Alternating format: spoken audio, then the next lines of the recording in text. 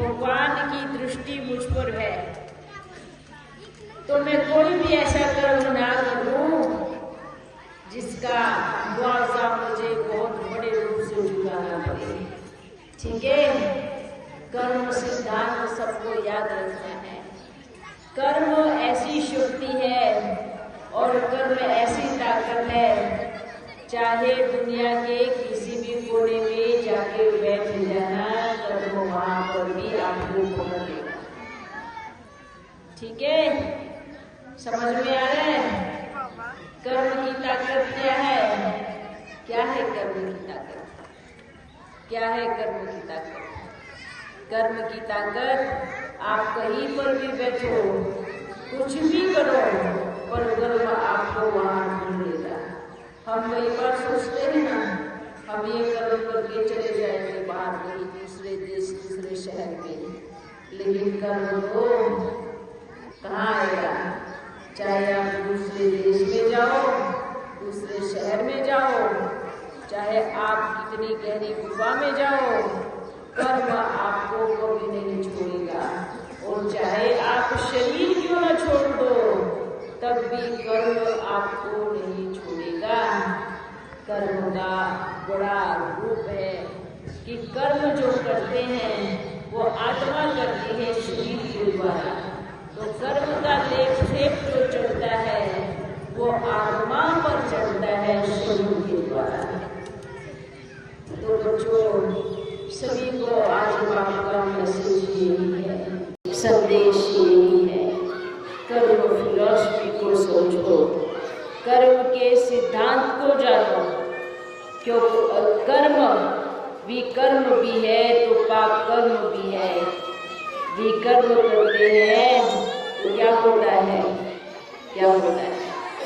क्या होता है? बाप के सामने नजरें झुकानी पड़ती है, और श्रेष्ठ कर्म करते हैं तो बाप से हाथ मिलाना पड़ता। हाथ मिलाना अच्छा है या नजर झुकाना अच्छा है? हाथ मिलाना अच्छा है। तो कर्म ऐसी एक चीज है कि जो हमें कहीं पर भी नहीं छोड़ेगी। तो अच्छा है, यहाँ पर भी किसी आत्मा ने बहुत अच्छे कर्म किए हैं ना। कोई गुप्त बच्चा बाप के मिलन बुलाने के लिए भी बैठा है।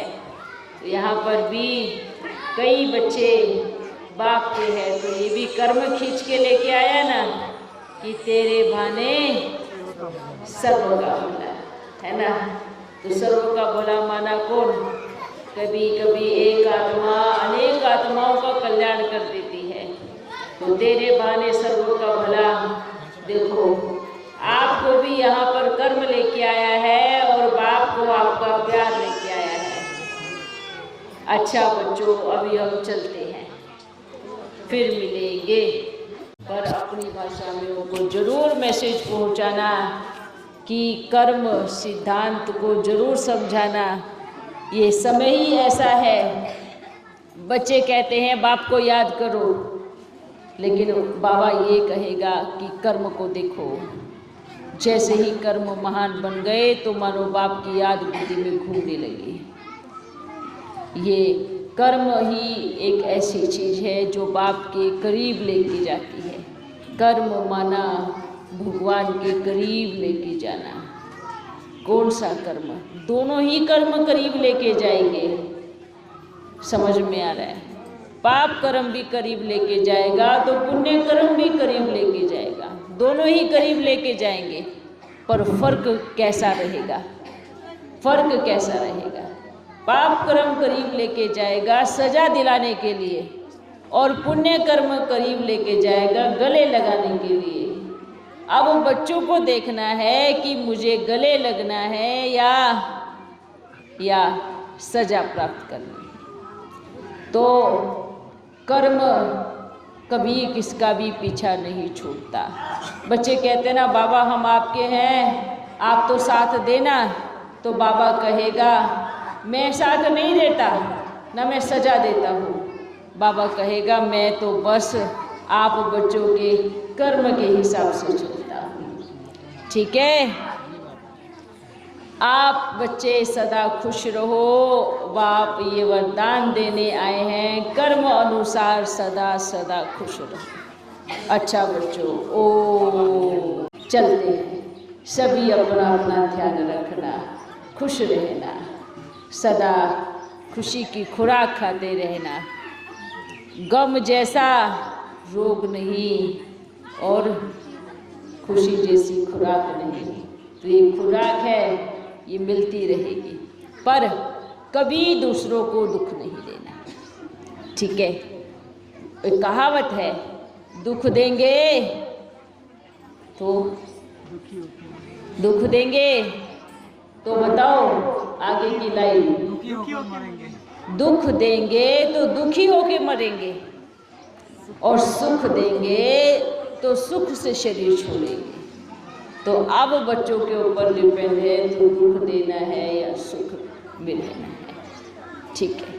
सुख एक होता है दुख में तड़प के शरीर छोड़ना, एक होता है सुख में झूमते हुए बाप के गले लगकर चले जाना।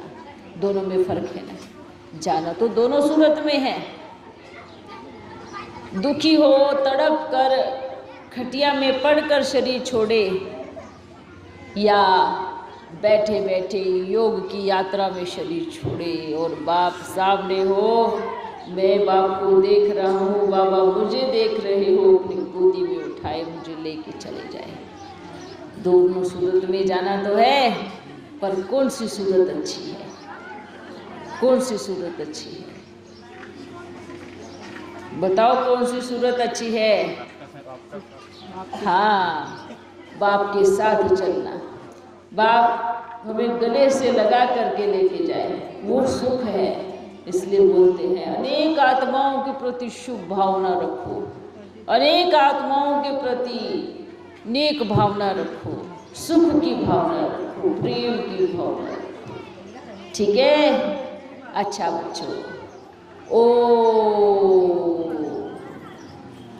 बाप की छत्र छाया आप बच्चों पर सदा बनी रहे, और आप बाप की छत्र छाया के नीचे सदा। बाप की छाया विनाश की कड़ी धूप से आपकी मदद करेगी, याद रखना।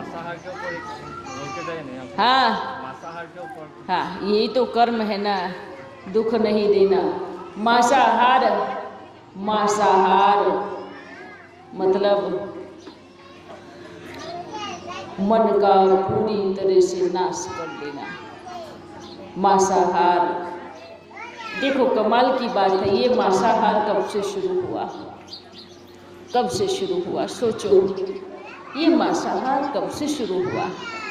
एक समय जब द्वापर कलयुग आया तो सृष्टि में परिवर्तन आया था।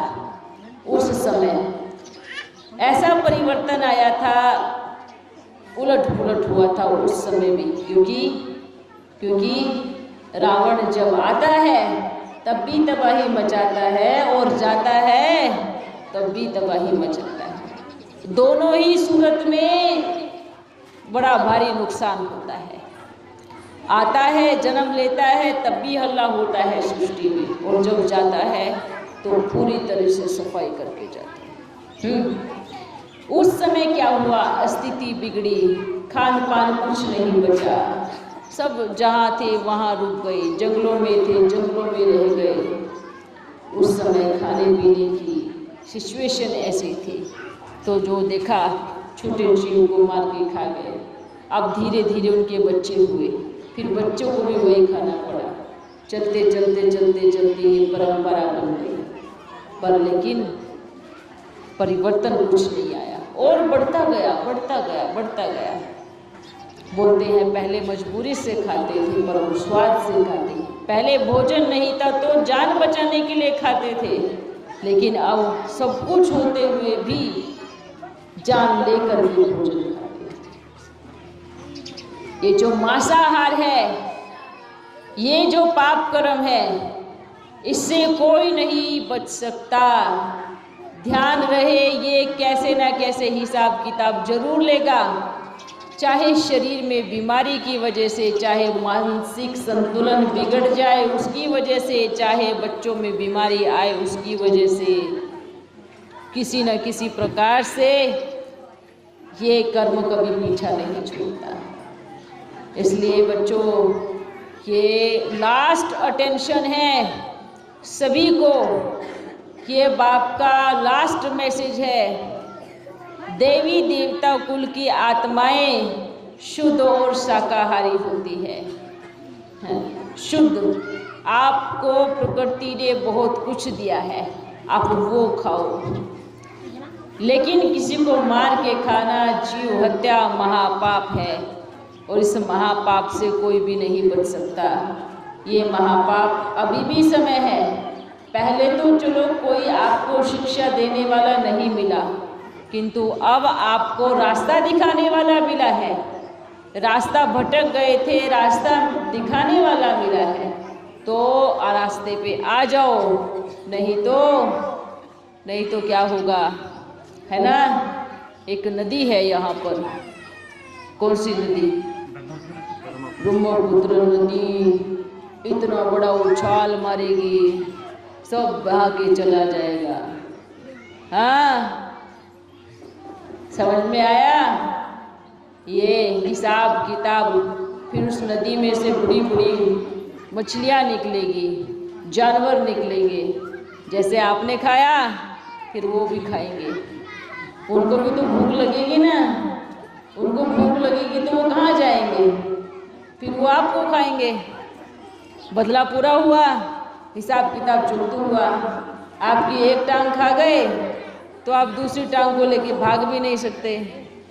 हाँ, एक हाथ खा गए तो एक हाथ से कुछ कर भी नहीं सकते। तो ऐसी जीवन अच्छी लगेगी? इसलिए याद रखना, जिन्होंने कर्मों को सुधारा वो उन बच्चों को बाप जरूर उस स्थान से निकाल कर अच्छे स्थान पर लेके जाएगा। ये बाप का वायदा है, पक्का वायदा है। ठीक है, उनको जरूर समय पर बाबा मदद करेगा। इसलिए सभी को जरूर मैसेज देना, ठीक है। आप अभी अपनी भाषा में सबको बताओ। अभी हम चलते हैं। Thank you. ओ, सदा खुश रहो बच्चों, खुश रहो, स्वस्थ रहो, मस्त रहो, हंसते रहो, गाते रहो, और ओम करते रहो। हाँ, अच्छा बच्चों, चलते हैं।